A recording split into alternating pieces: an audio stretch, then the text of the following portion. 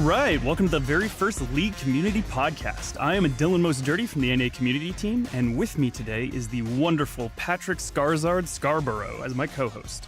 Today, we're lucky enough to have the gameplay lead for the Champion Update team, Mark Yetter, aka Riot Scruffy. We're going to get to know him just a little bit, talk about some of the work the Champ Up team's done this year, and if we're lucky, maybe get an early peek at the upcoming Poppy Update.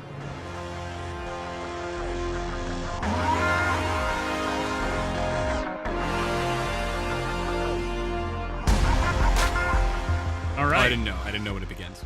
So first things first, I got to get to know you at least a little bit, Mark. So tell us, what planet do you hail from? Yeah. Planet Earth. Actually, I'm kind of boring in that way, but where are the Yazbik? The where Yazbik does that come clan? from? That's my middle name being Yazbik, which is like a.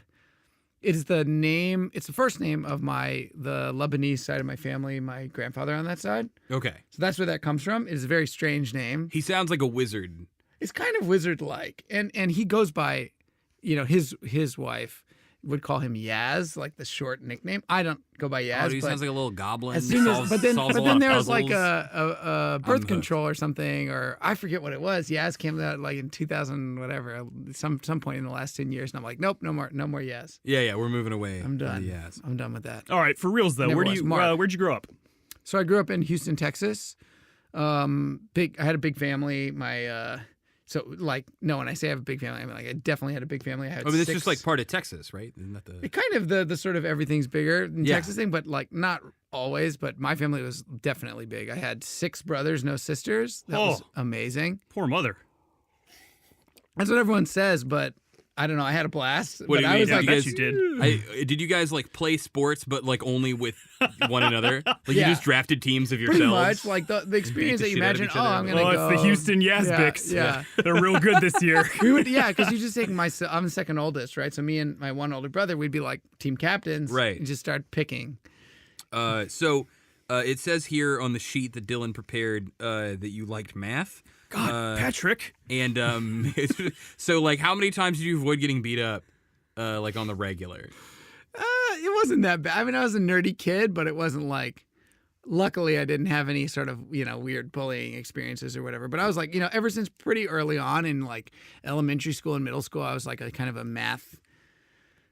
You might say whiz kid, but more of a nerd. But I'd do these silly math competitions or logo. I don't know if you guys know what logo was. It was 90s programming competitions, right? Where you had the little turtle and you say go forward 20, 90, what? Right turn 45. You say this like we're supposed to know. You guys don't know what this is. So this is I'm super dumb. Okay. And so not only am I already over here damn, what's a math competition like? You're talking about mind controlling a turtle. So this is in some form. They called it a turtle. So this is it's almost like a I didn't game. expect this to go anywhere. I saved this one for you guys. No, this is okay. It's like a game, but it teaches elementary school kids basic programming. And so it's a black screen, and on the middle of it you have a little white arrow. Looks like the asteroids. Oh ship. yeah, all right. So it looks like. And one of you those. input commands that are basically programming. You say go for, and so they give you puzzles. They're make a star, and so you're okay, go forward. Go forward 50, right turn 60 degrees, go forward 50, right turn 60, that type of thing. And then if you're advanced, you can do things like loops and, Okay, so you are from a big family in Texas, and you created stars with your mind. That's right. That's okay. That's out there. There's that one listener out there right now who's like, I was in that program too. I know it was. And he's was coming for you. But he now knows though, where you are. Yeah. For real though, Mark, you're gonna tell me you played the trumpet and you didn't get beat up? Yeah, no, it was. Yo, all right. I'll jump in to defend you, man. I'm a tuba. Yo, brass. Boom. Let's go. Brass is. Let's make it Okay, happen. but also, since we're referencing my notes, Patrick, you've left out the best part, haven't you? It's I have something here about some eccentric music tastes.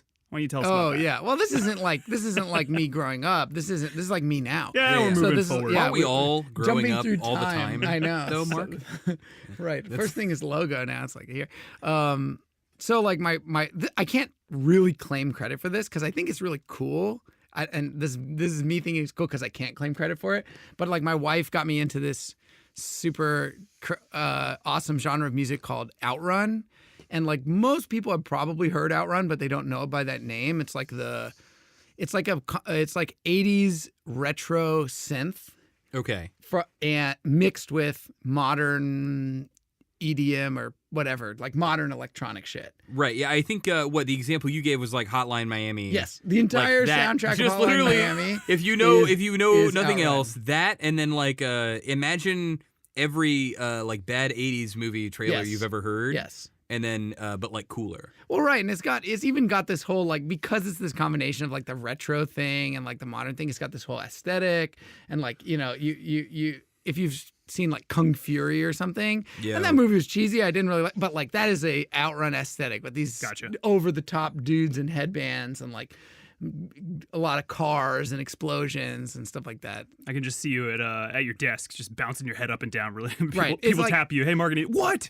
Yeah, it's pretty good working music. It's like if Sure. you want to like get to work with some Outrun, you put on like a full album of like some Outrun artist like Perturbator. You put on sunglasses with like the oil slick.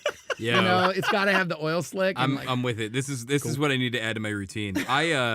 So where I kind of want to go with things is I assume you play video games. I don't know. I've never actually seen it. Occasionally. I can't possibly know. No, well, A lot, I actually. assume you went to college, but I want to know, like, tell me about the whole like blossoming gamer Yeah. college person that was Mark Yetter, right? Because you're here now Yeah. as a designer, and clearly there's some leap to get there. Yeah, at some Right. point after all the turtles and the trumpets, Right. You found video games. Right. Well, and being you a found game the one designer, true game Lord designers and are like Savior. the most video games people that exist. Right. Yeah. They're like so deep. We're like 7 Inceptions deep inside the game. So like, I mean, I was always into games as a kid. My parents were like, they were good parents. They wanted me to focus and study and do all this stuff. So I didn't have a ton of access, but I had my PC, I had my Nintendo 64 at one point, and all those games like really inspired me, even though I hadn't really gotten to the point where I was like super deep in it. I won't go too deep, but favorite N64 game. Oh man, I like a lot, but honestly, Ocarina of Time, like Legend of Zelda Ocarina of Time, just made me There it is. God bless. Oh my For god, sure, man. I was like, this is real. I'm like, this is all real. I don't care about the world anymore. It was over. so Oh, yeah. risky too, because you're like, oh, this is the first 3D adventure game of this kind, Yeah. right? Especially for that franchise. Well, And I you see, look and at it, I you're didn't like, have like whoa. a Super Nintendo or a Nintendo, so I hadn't actually. You been just went familiar. straight in. Yeah, this was my first Zelda Oh, game. wow. So I'm like, oh, is this what? Wow. This is what Nintendo games are like. That's what they were doing. They were just scrolling between screens. Like I Yeah. saw the first Legend of Zelda, and it's just the just like octagons are on the screen, and people are Yeah. like, yeah, it's gonna take your hammer, so swing around and hit the back corner. You're like, how do people know Yeah, it this was like- stuff? it What's was going like- on? And then I'm with it. It was man. like, and it's funny because Nintendo 64 was a great platform as well for multiplayer games, and you play with 4 people. We had Smash Brothers, we had GoldenEye, and I have Shoutouts. 6 brothers, and so I had to convince them that no, it's rather than playing Smash Brothers with me, you're gonna enjoy it more. This is mostly my younger brothers. Yeah. Watching me play Zelda. Yeah. Because there was no other way. Everybody's waged that It's like a battle. movie. It's Yeah. like a movie starring their older brother. That's perfect. It's Oh, yeah, man. it's a perpetual battle to get the younger brother to be happy just watching you, and then also trying to not murder them when they delete your entire Star Fox Oh, yo. 64 Oh, my save, God. which happened to me one time. Yo, Oh if we my keep Lord. talking about deleted save files, I'm out of here. Getting Look, chills. I'm too scarred. I'm still not over it. Yeah. So you got into League. Did you get right into the games industry out of college? Or were you doing other stuff? I didn't. I went at school, I had a computer science degree. Gotcha. And that led to, and so I have a computer science degree. I'm at Harvard, right? And it's like super, I know, sorry, dropping the H bomb. Let's get past that quickly. And, This freaking guy. and, Podcast over. Let's not make it a thing. Let's just keep- and so like Harvard is a very serious school with a lot of serious like people, and like their computer science program was great. And I'm like getting heavily recruited by places like Google and Microsoft and Facebook at the time, which was very cutting edge. And it's like, okay, and everyone's like, this is like where all the exciting stuff is. These are big tech companies. These are the innovators. I'm like, okay, then I should, I'm going to give this a shot, right? It seemed very, very appealing, very sort of challenging. I'm like, oh, this seems very legit. Right. Even though in the back of my mind, I'm like, but I kind of wish I was playing games because I'd go home every day and play games. Yeah. And so what I do you end do up when you're working- not working for us? Well, just mostly playing video games every second of every day. Exactly. And that was like, and you could tell when the 9 other people sitting around you aren't doing that. You're like, okay, I think I'm cut from the different cloth. It's like I've had that experience sometimes where I'm kind of hanging out with people and they aren't into games, and it's like cool, you know. I'm not like I don't like lack the ability to converse with them, but then when they start talking about like their plans, I'm like, whoa, your days sound like so full. You know, like you just have so many different things you're gonna do. I'm just like, I'm good on a weekend to be like, let's just grind some rank games. I'm gonna block out a couple hours. We're gonna play some League of Legends. We're gonna do that for a while. And people are like, yeah, I visited the museum, then I like went to the beach. I'm like, oh no, I gotta go back. I have that issue every day with my wife. Yeah. I'm trying to. I'm like, oh man, this video game. Oh, I had such a great. Don't care. Yeah. Honey, what'd you do today? It's probably better if you don't know. Nothing is as great as the empty schedule, just sitting in front of you on Saturday. Oh, it's wonderful. Yeah. Don't even get dressed. No. Yeah. Or is that just me? Yeah. No, that's I'm not dressed now. People can't see, and that I thought that was the big draw. Patrick, this is T for teen. Yeah. Oh, right. Well, I have a leaf. Then I suppose I think you're that's like how it our works. casters. They don't wear pants, right? Yeah. Right. Yeah. Exactly. It's easy. It's hot. All right, so Mark, I hear you did a little bit of so you're talking to us about how you did your you gave it the old college try, trying to work in some more traditional employment. Right. What kind of stuff did you do there? I did like typical sort of software development stuff when I was working at Microsoft, and it was like this was like server software and algorithms that help determine the best match of like ad deliveries for your preferences or your history. Very exciting. No, not exciting. So you're printing money for some guy. Well, yeah, that was like, I mean, it's a kind of a problem to solve, like a computer problem to solve. But at some point, like those, like, I kind of like personally felt like, getting a task and doing it is like, it's almost like your schoolwork. It's like your homework. And I wanted to kind of get more involved in like, what am I doing? Why am I doing it? Feel engaged in the decision making. How long did you end up doing that? I did that for about 2 years. Okay, that's a pretty long amount of time. Well, and I didn't. This is not. I'm not yet in the game industry. So, right. So and then for about another year, not quite as long, I worked for like a hedge fund, a high frequency trading hedge fund. So these are the type of. Oh, I see. This is the type of financial institution that like makes algorithms that sort of look for tiny, like less than a penny optimizations, and then it's like, oh, I'm going to make 1/100th of a penny 100 times a second, and then that amounts to hundreds of thousands of dollars a day. Wow, I made the printing money joke, but that actually is. That basically Holy is crap. printing money.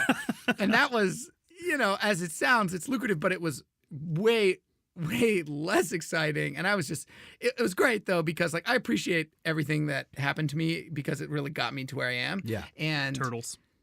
Right, the turtles, the logo, trumpets, yeah, the football, trumpets, and printing then it was money. like, but that really made me, I wake up every day and I'm like, oh, I just didn't want to go into my sort of 9 to 5, and it was really, and that made me say, you know what, like screw it, I really need to like get into the game industry, no matter what, and so I like applied to every single game company I could find, like every single one, which is the right strategy for anyone out there that wants to get into the game industry. Yeah. Don't be picky. If you only make a single resume and you send it into Riot Games and you don't hear anything back and you're like, well, that's it for me in the game industry. It's like, nah, man, you gotta.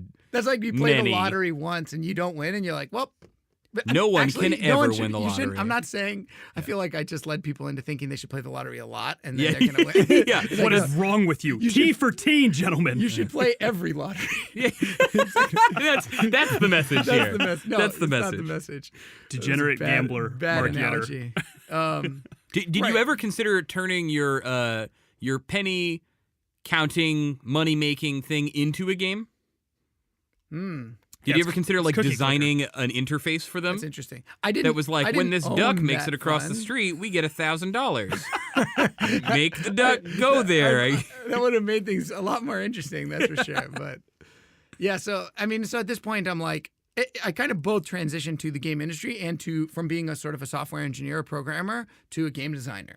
Okay. And I went to this kind of medium size and honestly medium success sort of AAA studio in Texas called Timegate Studios, and I worked on some games in this is like 2009-ish that were like these sort of big open spaces, kind of tribes, kind of Halo, armored soldier, futuristic shooter games. Yeah, make like some low poly environment. Yeah. Put man with gun in it. Jetpacks required. Yeah, just some form of make it look BFG. space enough to kind of be Halo. There's lasers and there's pretty and do much. things. And you did make one of those games. I forget the name of it. It's called Section 8. Section 8, right. I only remember seeing like the trailers for it. It's like there's bad guys and something about the government, probably aliens as well, and here's a lightning gun, and then I would tune out after that. I mean, it was a super amazing learning experience for me, and the first year in the industry is like, oh my God, like I would never regretted a single day of it. I was just so happy, even though this was like the, very, very generic, very straightforward product. That was like, it wasn't, I knew I wasn't going to be like pushing the limits of what games can do, but it was like really, really great experience. Right. So yeah, I guess I'll re-ask the question, but you said like that's kind of where you got your start, right? Yeah, that's where I got my start. But how long were you there? What was kind of the next step? Because I don't think you came to Riot immediately after. No, and that was a start. That's a good way to put it. And I was there for like roughly 2 years, I think slightly more, and then, but I kind of knew I wanted to push myself. I wanted to do just greater things. I wanted to make no one goes into making games and they're like, I want to make average games or, mediocre games. I want to make the best games. There's someone out there right now listening whose dream is to make only average games. No, Mark. I've been there. You need to respect I've been there and no one thinks that. I know. I'm dreaming of making an average game this moment. Listen, Mark, we can't all be Harvard grads, okay? Yeah. Okay. Well, I mean, even maybe if you're trying to make like Flappy Bird or something, Burns. Yo, damn, Flappy Bird has a family, dude. You can't just. Wow. I think it's the Angry Birds. I don't know. I imagine there's a canon. Angry Birds and Flappy Bird are not related. I'm but sorry they could to inform be. What you. if they were? What? I know. My life You've is ruined my. All right, but yeah. So you're saying what you don't. So where did you go to make not average games? Right. So then I went above to average games. I went to Treyarch and I worked on, and so good. I was That's a on good that one. sort of that I was making shooters and I had become pretty good at it, and I'm like, oh, this is a great way to sort of level up what I'm already learning. Treyarch, for the people that don't know, made the Call of Duty Black Ops franchise series. Yes. Right, which is like a franchise within a franchise. It is that. Yeah. And And then then Call of Duty, already hardcore. Is that and the make one it when even zombies more appeared? hardcore. Yes. as well? Yeah.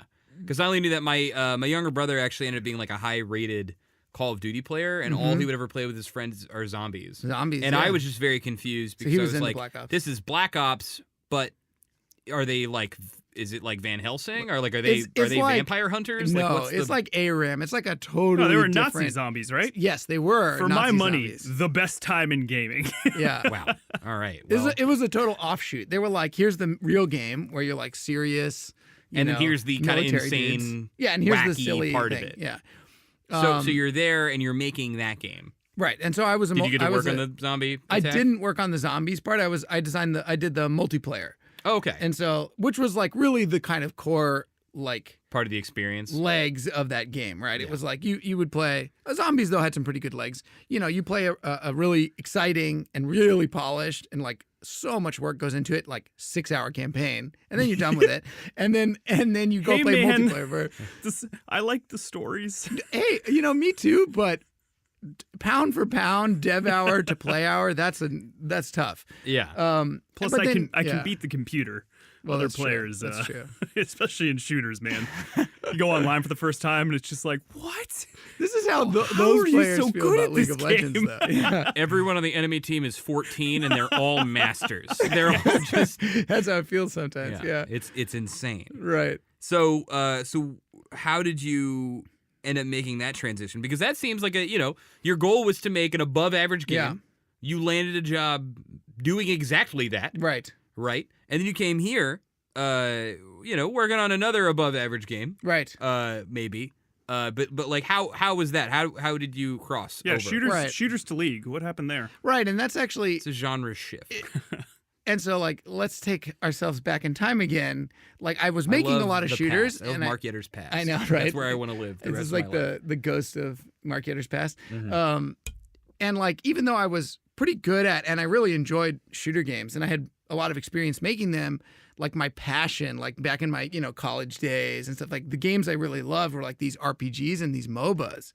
And so, like, I had been playing League of Legends while I was working on Call of Duty. I had been super into, all these different MOBA games. And I thought, this is what I love. This is like a new frontier for me. I think I'd be good at it, right? I played a lot of it. I was pretty familiar with the game. And so I'm like, when my friend, like a game dev friend was like, oh, I'm talking to Riot. I want to introduce you to some people and, get a tour, meet some Riot devs. I was like, yes, I am totally into that. Yeah. And so I kind of remember this is my experience. You showed up and I was like, okay, his name is Scruffy, but he doesn't have a beard. I took offense to that. I still, to someday, you're a little more scruffy now. I do stubble more than beard. Yeah. Riot stubble, perhaps a little different. No, but I remember have that same you ring. were on. You would just kind of join the team. And they were like, oh, yeah, Mark, he's here for like a little bit. And then, maybe he'll move on to some other teams. We don't really know. And then it was like after the end of like only a couple months, they were actually like, no, we're going to make this team that makes reworks, which I was like, whoa, that's a huge step. That's crazy, actually. Yeah. And so tell me about like the kind of formation of what is now Champion Update, right? Like how you kind of got into the whole reworks deal. And this is actually, there's even a little more to this story that makes it kind of interesting is that, do tell. No. Right. The secrets behind the curtain. So it's like, Riot is like this really, kind of fresh startup. It feels like it's a young company and I'm coming in and there's not a ton of Riot designers that had a lot of experience in just making other types of games and sort of that breadth. This is 2013, I think? Yeah, this is 2013. Yes, this is still 2 years ago. Yeah, and so it was like initially they're like, oh, we want you to come in, spend some time working on League, and then go try and develop new R&D games for Riot. And that was the original plan. But like, this is a couple months in, like you're saying, and it was like, it was about time from what, originally when I started, it was like time to transition. But I was loving working on League. I had really like meshed well with the team.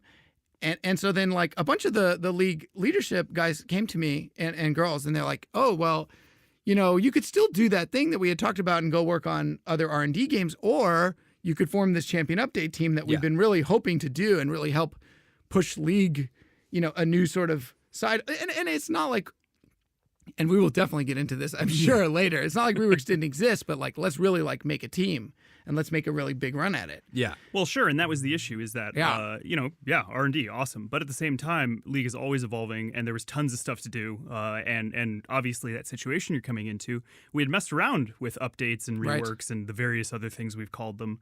But there hadn't been a really concerted effort, And so in some cases, players weren't super happy about what we delivered. Right. And then you come into all that. Tell us what it's like. Yeah. I mean, and I think that the goal of really forming this team, like a really solid team with like a bunch of designers and artists and sound people and production and engineers, and that's like really like investing in the future of this game. And I'm like, this is 2013. I'm like, League is far from over. Right. I'm like, this is like, I am so excited to be a part of that, because this is like the way that we can keep people engaged. We can do the thing. It's funny. The exact thing that brought me to League was, wow, how much this game has improved. That's like our mission. Sure. Right. And so someone could come. Yeah. Yeah. Well, especially at the time, right? I think there was a big push within the community. It was like, hey, we're still releasing champions at a pretty fast rate at this point. Not like 2 weeks, but I think we're almost at like 3 weeks to a month. And this is right as we're about to slow down. Right. And so you start to get like Zach and Lysandra. I believe Thresh was the first champion of that year as well. And you have Thresh, right? Yeah. And then you have like Scion. Yeah. And like that's kind of the conversation that players are having is like, hey, you have this old dumpy stuff in your game, and all Riot cares about is the new stuff. Right. Because the new stuff is going to make the money. The new stuff is going to be this big deal. And really what we had for reworks at the time was just individual designers kind of taking on a project. Right. It was like we had a loose priority system. And you experienced this, and I experienced this as well. Yeah, before, right? Like I get to work on Karma. Shout outs to Karma. But that was literally just like, hey, do you want to do a rework? And then here are the ones that we want to do. Uh-huh. Go for it, right? And Right. so you ended up having a lot of characters that maybe got some, but they weren't fully supported. It wasn't really well communicated. And you compare that to something like Scion or Gangplank today. Yeah. And you're like, whoa, that seems so cohesive. That seems so together. And it's like, yeah, well, it was supported by the weight of this like huge development team. And that's really kind of what we're seeing out of the work that you guys are doing now. Right. I mean, but the world before Champion Update was like the output, like the amount of updates we could do and the quality were both very hit and miss, right? Only one out of every 10 that, projects that a designer or artist started as a passion project would actually ever get through because there was never much structure around it. And so we were so slow and there were so many false starts. And then on the other side of that, because there wasn't a team supporting it and like sort of learning and growing together in like how to do these type of updates well, the quality was like, kind of like rolling the dice. And sometimes they were great. Sometimes they were okay. Sometimes they were bad, right? And it's like, and so when we started, we're like day one, like the big things that we wanted to focus on were just like, hey, we're going to be consistent. We're going to deliver champion updates, a lot of them, as many as we can regularly throughout the year. Mm-hmm. And we're going to like really take a hard look at our methods and learn how to do these right. Like 95% of the time instead of 50% of the time. Sure. And I know early on that building that team thing was actually one of your guys' biggest challenges. Back before it was kind of a case of like, all right, this next update's coming up.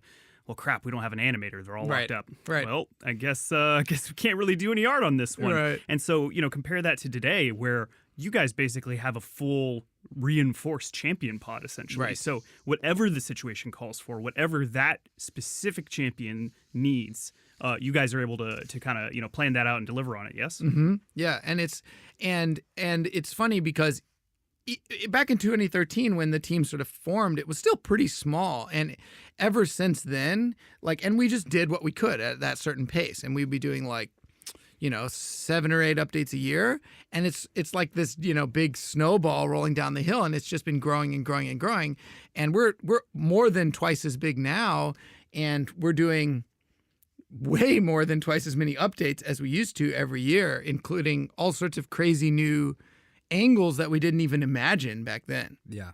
Sure. I actually kind of want to talk about some of that stuff. Your team just, at the time of this recording, Gangplank, Fiora are two that just happened, the Juggernaut update as well, right? So there's kind of like smaller scale, or in some cases like Mordecai's actually like pretty significant. Yeah. What is some of the stuff that you guys are taking on now? Like, your team's double the size, right? What's under the trunk? What do you got? Actually, the ones that you just mentioned is a great explanation for sort of how we're approaching it right now. And like when we look at the sort of roster of champions, I don't mean to say roster because that's kind of confusing, but when we look at the champions in the game that we think need updating, it's not a one-size-fits-all process, right? Someone like Scion or Poppy or Yorick, we're like, this character needs a full overhaul. Yeah, and the whole thing. Yeah, and so that's a really involved process, and it takes a certain group of people. You need a new, you need to write a new script for voice acting. You need to fully reanimate the character. You want to make a whole new model for the character. You want to overhaul their gameplay. In a lot of ways, it's like it's a whole new identity. Right. That is almost it's the new champion, right? Let's take what this champion sort of could be and what players sort of wish they could be and make that champion, like from the ground up. And I specifically say what players wish they could be because this is one of the tough lessons that we've learned over the years. Absolutely. Where the first instinct of a game developer when you're like, let's update a champion is, go back to the day one when we first conceived it, and like this is our creative vision. And it's like, we learned very quickly that matters zero. Like, I mean, it's pretty correlated with what players perceive of the character, but sometimes we originally thought, you know, Aurelia was going to be one thing, and she ended up in players' sort of hearts and minds as something totally different. Sure. And so if we're going to update Aurelia, we need to care about what, you know, is sacred to players, not what we originally intended. Yeah, you guys have that crazy responsibility of having to manage both, you know, the guy who has only played that character his entire League career and has posters of it on his wall, and the player who hasn't played that champion ever, or maybe doesn't even play League of Legends yet. Right. And what is the best decision for them going forward? That's right. And I remember a specific example that always comes to mind for me was Twitch. You know, right. We looked at him and we were like, well, okay, you know, gameplay will be challenging, but on the art side, I mean, this guy doesn't even have any legs. Like literally, he didn't have legs. Pancake rat, he just dude. rocked back and forth. And so we just went about that artistic, you know, challenge, and then we get to the end, and there's still some players being like, oh my gosh, you took away his look. I love that look. And I realized that day that you have a really intense challenge where that thing that is so off or so bad from our perspective that we can't possibly let go forward can actually be the thing that a player most loves about that champion. That's exactly right, because even when we're taking something that we might think is like the worst possible thing we can even imagine and making it the best, there's some player out there that love that. They love that, you know, sort of silly ping sound, or that, you know, weird expression on Poppy's face, or that ugly splash art. Oh my god. Oh man, nightmare fuel. I know someone out there loves it, but I will take it to my grave. I hate that thing. We've got surprises in store with Lollipoppy, I think. Oh my god. Oh dear. I hope. Let's move into some of that stuff. You were talking a little bit about things you guys are working on, like, how do you guys prioritize? What are some things coming up, and how do you even pick what you're going to be working on? Yeah, right. Like, how do you guys decide the big ticket ones, right? Because I think you alluded to there being like, oh, we kind of do different sizes of things, right? And I think all players kind of get the sense it's like, not all reworks are made equal. Right. But like, what are your big, what's the scions? And when we're looking at the big ticket ones, our targets are like the top of the list, right? Who needs it the most?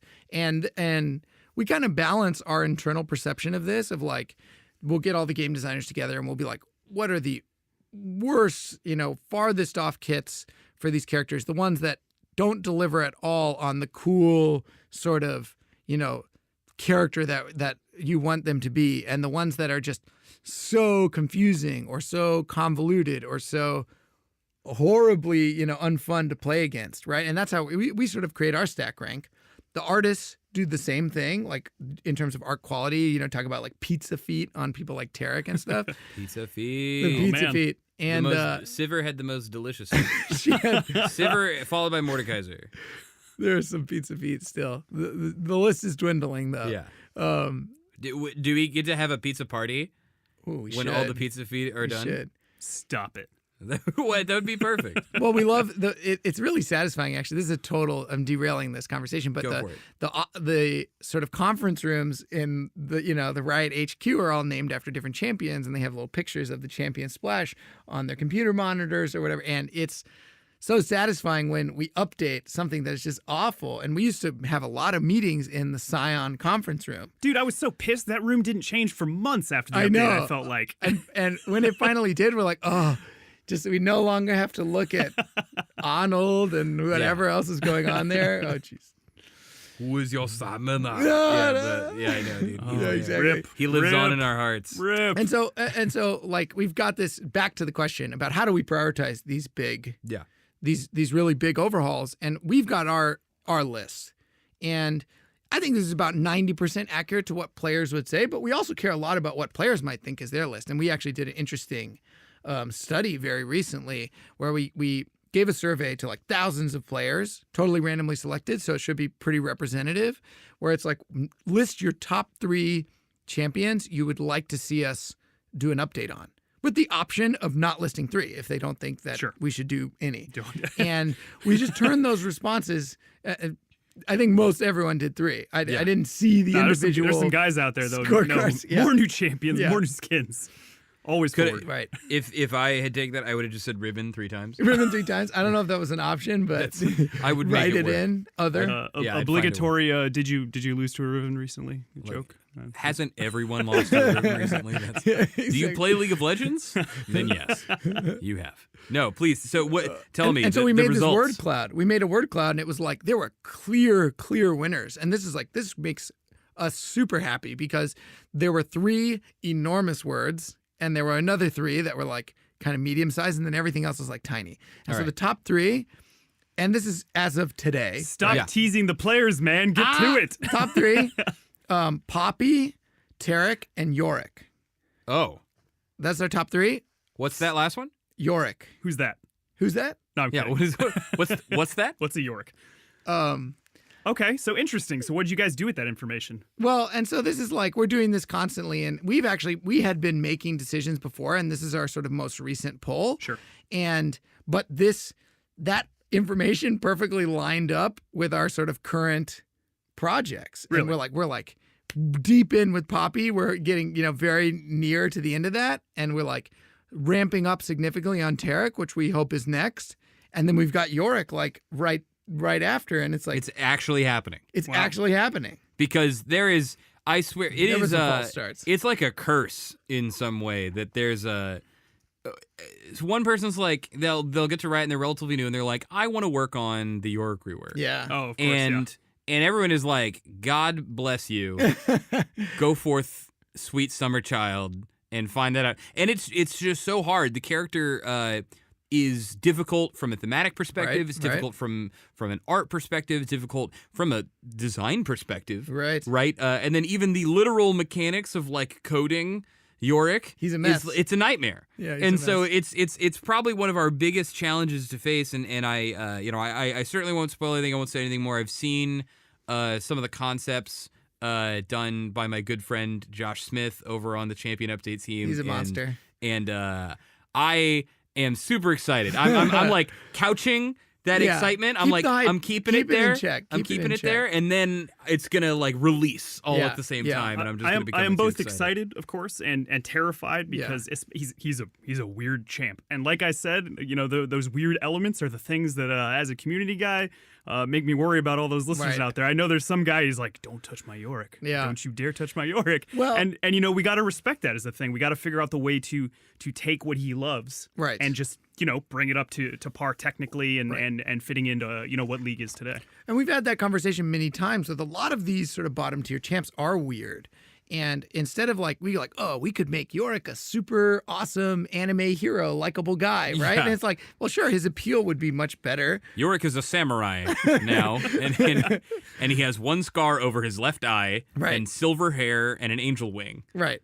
And that's one. Right, him. exactly. Just Guess what? one. Yeah, His just play rate just like quintupled. And it's like, but that wouldn't be like, where's the connection to Yorick? And so instead we want to embrace that stuff and like, how do we turn what he is, into something that is appealing in its own way, in a very unique way. And for someone like Scion, who was unappealing, but we're like, oh, we're going to really encapsulate that undead sort of badass. And so he was just like super serious, like but like there's satisfaction in just being this like, monstrous juggernaut that just like has like very little care. He's one of my favorite characters in the game, and I think always will be at this point. I love Scion. I want to ask you some questions about Poppy specifically because, well, there's something I want to pull out what you said. You were like, these bottom tier characters, and Poppy I actually think is a little tough. Right. Because of the 3 that we just mentioned, Poppy may be the most powerful of them. Right. Right? Like, she's actually pretty good. Right. She's pretty useful right now in terms of, like, just, ults your support and then beats the hell out of you forever and can't be hit by anything, right? And it was actually, I saw a video recently on the subreddit that was kind of like, hey, here's my guide to playing Poppy before Riot reworks her and kind of takes her away. And so I know Poppy is a fierce fan base, is I think almost probably the best example of what we've been talking about the people who really love her kind of feeling of like you can turn the tables, you can kind of even the odds, even though she's small, even though she's unpopular, right? Like I can be a Poppy player. And so has that specific flavor, the kind of the special feeling you get for being a unique Poppy player, the kind of snowflakes. How has that driven your decisions throughout this process so far, with whatever you can share? Well, at the start of any one of these projects, what we try to do is look at the live champion, in this case Poppy, and reduce it down to the sort of the core things that sort of make Poppy Poppy on live. And not even getting super specific on like a skill or like a feature on her armor or something like that. But it's like, oh, I am this small Yordle in like heavy armor with like big weapons and attitude, right? I'm this like I'm very small, but I'm very scary, right? And I pack a lot of punch. Yeah, everyone's scared of me. Right. That's got to be Yeah, there. exactly. And I push around the bigger characters, and it's like all about this sort of really unexpected, and that's an endearing quality because you're this sort of David versus Goliath character, right? You're this like this big things come in a small package character. Yeah, and everyone tries to crush you and do damage to you, and you're invincible you're for 100 so reasons, right? and It's like somehow the more effort people put into trying to destroy Poppy, the less successful they That's become. right. Yeah. And she's just relentless, right? You know, she won't die and she won't stop. And so that was our sort of foundation. And then when we get deeper and we're like analyzing her kit, like almost like piece by piece, right? That means different things for us in different cases. Some things we say, oh, you know what? This is a great spell. We like it. It has, it's satisfying. It has good decision making. It's not, overly frustrating for the opponent, and it fits Poppy. They could just stay, right? Things like her heroic charge, we're like, wow, this is like so Poppy. This is a key Poppy moment. Yeah, like slamming things to the wall. We don't even need to touch it. Yeah, right? dash and smash. Like you might have to change the specific mechanics or, Right. or add little Like bits to numbers it, but here and there, dash but and it's like- smash Yeah. stays. That has Totally, to, right? exactly. Yeah, there's the feeling of Poppy being faster than you and not attacking you at first because she's running past you. She's lining up the pool and shot. you're like, oh no, Oh, no. oh no, there's nothing I can do. I've been flanked. Yeah, That's right. Oh my god, That whole moment Yeah. is key. no, it's terrifying. It's very marquee Yeah, to it the is. character. It is. I Sure, that's think. good to hear. But so what you're saying is, I imagine these are kind of the culprits. The whole like, oh, I magically take half damage for no Right. apparent reason, or I spawn a golden bubble that it makes me invulnerable for a long time and doubles my damage against you. Right. Just stuff like And I that is a don't- little less core to the personality. Well, I think that you could argue that they're core, and we had to handle both of those, what we would have identified as gameplay problems, differently. Sure. The passive, right, which is like this extremely convoluted sort of mechanic that gives her damage reduction based on the hit. I want to lay it out because it is insane. It's insane. If you've never known what Poppy's passive is, you will learn today. If you would take damage, and that damage is more than 10% of your current health, That's right. it's halved. We're grasping onto the sort of emotional highs of as I'm low on health, I really don't want to die, right? I really am going to fight. Yeah, I'm And going to so- hold on Yeah, at this moment. I'm going to make my stand. exactly. Yeah. And so in this case, it's like, great, we're going to preserve that element of Poppy. It's not going to be that mechanic, not even close, right? It's going to be totally redone, but hopefully it delivers on that same experience in a much more clear and like just representable way. Sure. Right. So there's that one brand of insanity. Yes. Let's talk about the other brand of insanity. That's right. With the ult.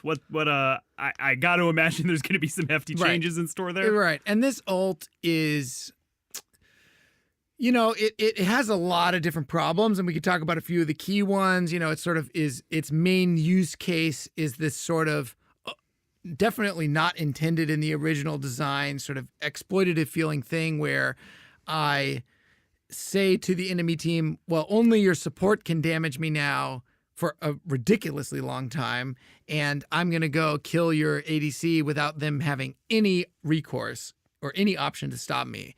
And this is just like, if there was one reason why Poppy is on our top 3 list and the player voted top 3 list of champions that need an update, it's probably this Sure. this spell. Yeah. What's some of the stuff that gets added? You know, we're talking about some things that got to disappear. What are you doubling down on? Well, in some ways, I don't want to spoil too much. Right. Yeah. Right? Sure. But like, Please, if you can. if I can. Whatever you can say. I don't want to pry. Yeah.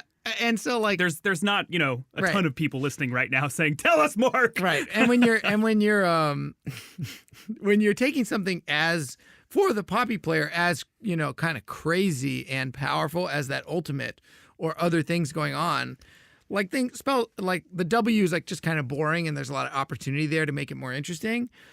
You need to replace it with something equally crazy and equally fun. And so like we really are dipping heavily into this fantasy of this, you know, sort of small character with so much punch, right? And she is like she doesn't like, she tells everyone else where to go. She's going to body check you into a wall and stun you. That feeling, we're going to like push a lot more in that direction, I would say. Interesting. So a little bit more of kind of controlling and directing enemy Right. movement, you're saying? Right. There's a lot of physicality. Gotcha. There's a lot of that. I'm just gonna ask this one question, yes or no question. I've seen the ultimate. Do you think it's sufficiently insane?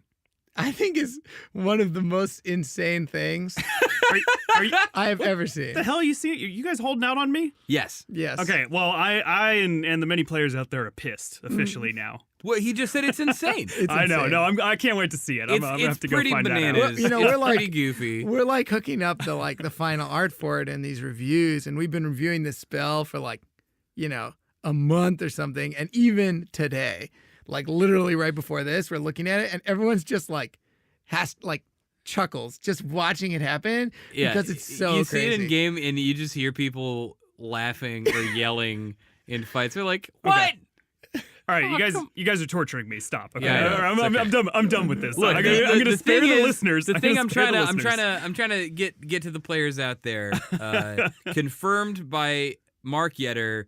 This ult is bananas. It's Okay, bananas. well, that's good to know. All right. BANANAS. Yeah. Well, we are kind of getting towards the time we're gonna have to wrap up. I do have to ask really quickly Yes. though, my boy Tarek. Right. I only care about one thing: what's happening to Armor of the Fifth Age Tarek. Oh, Armor of the Fifth Age Tarek is. I mean, nothing is set That in is stone. Pink We're Tarek still- for those of you out there. Does he Pink keep Tarek. the fuzzy boots? I think so. I hope so. Bless. Right? I mean, no, we haven't made any sort of like, oh, we know exactly what he's going to look like calls, but it's like we looked at Armor of the Fifth Age Tarek and we're like, what is this all about? Right? It's about him being this crazy sort of fuzzy boots, pink, you know, kind of fabulous like idol.